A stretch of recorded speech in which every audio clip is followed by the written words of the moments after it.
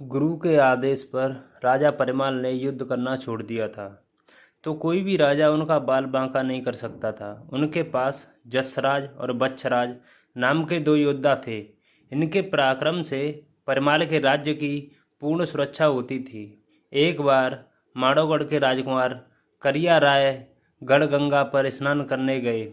उन दिनों गढ़गंगा मुक्तेश्वर के गंगा स्नान में स्नानार्थी राजाओं के शिविर लगा करते थे। वहीं सब प्रकार के सामान भी बिकने के लिए लाए जाते थे। एक महीना तक बड़ा आकर्षक बाजार लगा रहता था। राजा करिया राय मेले में नौलक्खा हार खोज रहे थे, जो उन्हें अपनी बहन को उपहार स्वरूप देना था। हार बिकने ही नहीं आया था तो मिला भी नहीं। हार तो नहीं मिला, पर करिया राय को माहिल मिल गया। माहिल ने कहा, हार तो मिल जाएगा, परंतु खरीद नहीं सकते, लूटना पड़ेगा। करिया राय के पूछने पर माहिल ने बताया, मेरी बहन मलन्ना के पास असली हीरों का नौलक्खा हार है। तुम्हारी हिम्मत है तो महोबा जाकर लूट लो। करिया राय माहिल के उकसावे में आ गया और हार लूटने के लिए महोबा पहुंच गया। लेकिन महोबा में जसराज और बच्छराज तालन सैयद ने उसे युद्ध में बुरी तरह परास्त कर भगा दिया। कुछ दिन बाद तालन सैयद किसी काम से काशी गए थे। माहिल ने फिर चुगली की। उसने करिया राय को जाकर बताया कि अब अवसर है, महोबा जाकर नौलक्खा हार छीन लो। जसराज और बच्छराज दोनों वीरों को सोते हुए ही पकड़ लिया। देवला रानी के गले से नौलक्खा हार झपट लिया। अनेक स्वर्ण आभूषण, पटसावत नामक हाथी तथा पपिया नामक घोड़ा आदि लूटकर माड़ोगढ़ लौट आया। जसराज और बच्छराज दोनों भाइयों की वीरता के कारण ही परिमाल राजा पर कोई आक्रमण नहीं करता था। उनको बंदी बनाकर करिया राय ने उन्हें बहुत कष्ट दिए। माहिल की सलाह पर दोनों के सिर काटकर बरगद के पेड़ पर लटका दिए, जिसकी सूचना लोगों ने राजा परिमाल तक पहुंचाई। जसराज के पुत्रों को परिमाल अपने ही महल में ले आए। उनकी रानी ने उन बच्चों का पालन पोषण किया, जिनका पालन पोषण राय प्रसिद्ध हुआ। परिमाल राजा की रानी मलन्ना ने किया। आला खंड में जिन जिन का नाम आएगा उन सभी का परिचय मैं संक्षिप्त में श्रोताओं को दूंगा। अभी तक यह बताया गया है कि आला उदल जसराज के पुत्र थे। उनको करिया राय माड़ोगढ़ के राजा ने धोखे से पकड़कर मरवा दिया। माहिल राजा परिमाल का साला था, अतः आला का मामा था। माहिल मन का दुष्ट, ईर्ष्यालु तथा चुगलखोर था। उसे महोबे से निकालकर उरई भेज दिया गया। अतः वह ऊपर से खुश दिखाई देता, पर अपने बहनोई और भाइयों से बदला लेने के लिए हर मुमकिन कोशिश करता। अपनी ही बहन के नौलक्खा हार की लूट माहिल ने करवाई थी। पृथ्वीराज भारतीय इतिहास का प्रसिद्ध पात्र है, परंतु उसके जन्म की कथा इतिहास के छात्रों के लिए भी अज्ञात है। साहित्य भी ऐसी ऐतिहासिक शोध के लिए एक प्रमुख स्रोत है। पृथ्वीराज रासो, परिमाल रासो तथा बलभद्र विलास नामक ग्रंथों से ज्ञात होता है कि हस्तिनापुर के राजा अनंगपाल तोमर का राजा कामध्वज से युद्ध हुआ। अजमेर के राजा सोमेश्वर ने राजा अनंगपाल की सहायता की।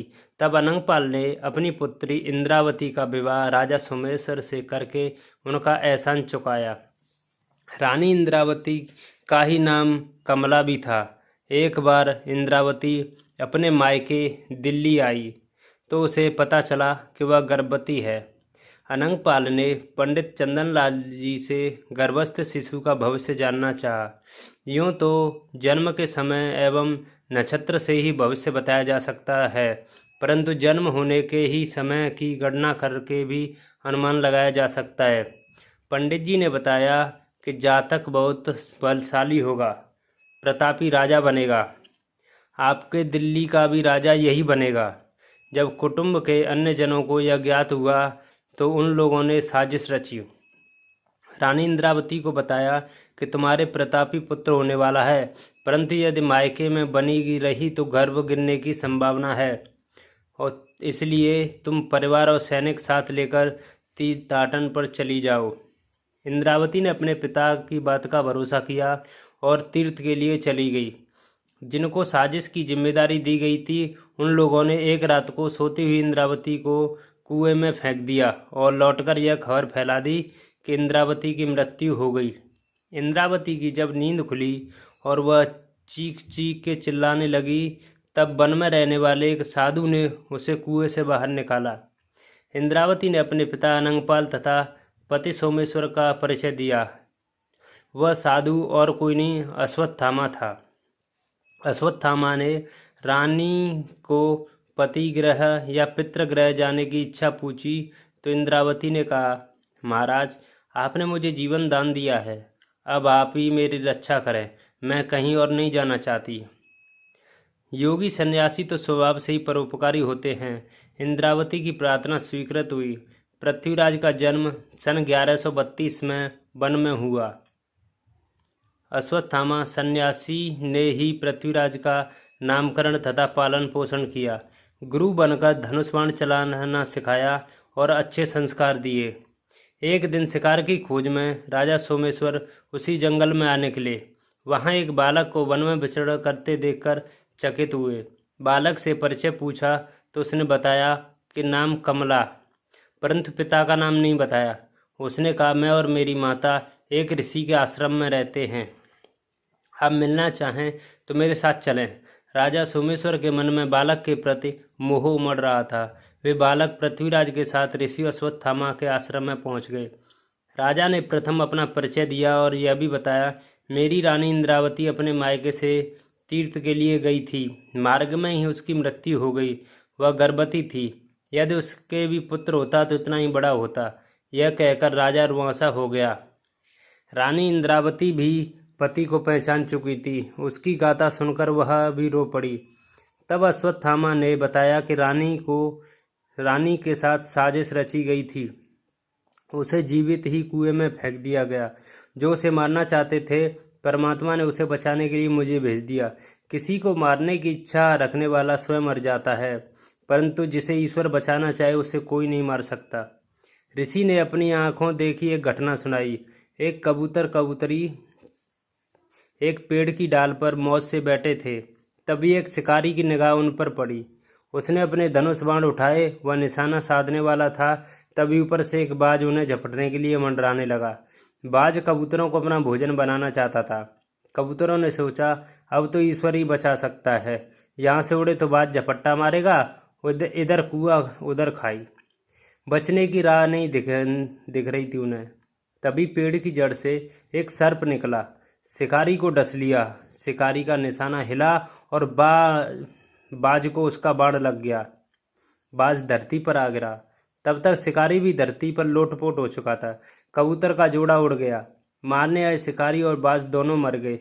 यह कथा सुनकर सोमेश्वर मुनि की बात समझ गए कि सब कुछ ईश्वर की इच्छा से होता है।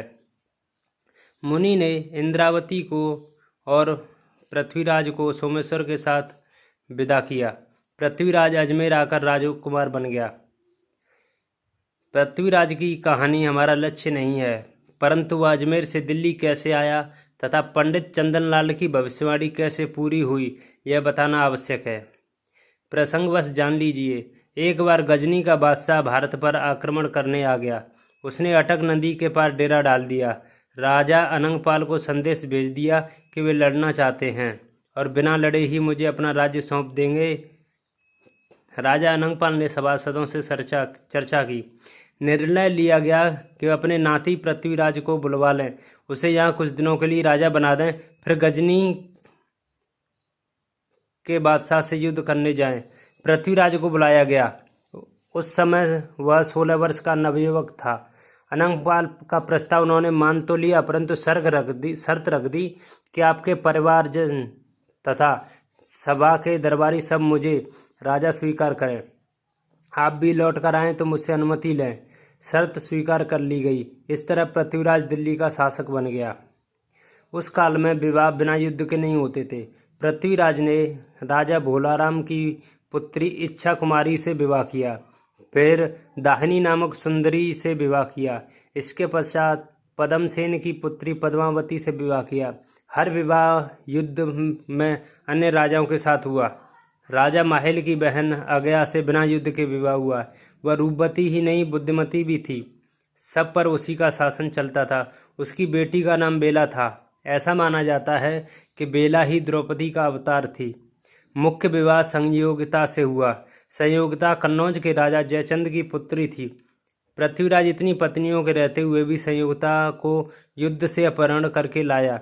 इसी कारण भीषण युद्ध में दोनों ओर के अनेक योद्धा मारे गए। जयचंद और पृथ्वीराज की शत्रुता बढ़ी। जयचंद जाकर शहाबुद्दीन मोहम्मद गौरी से मिला। पृथ्वीराज को हरवाने और मरवाने में जयचंद ने सहायता की। साधारण प्रेम और वैर के कारण देश के यवनों मुसलमानों के अधीन हो गया। हिंदुस्तान का गौरवमय इतिहास राजाओं की आपसी लड़ाई ही गुलामी का कारण बन गई।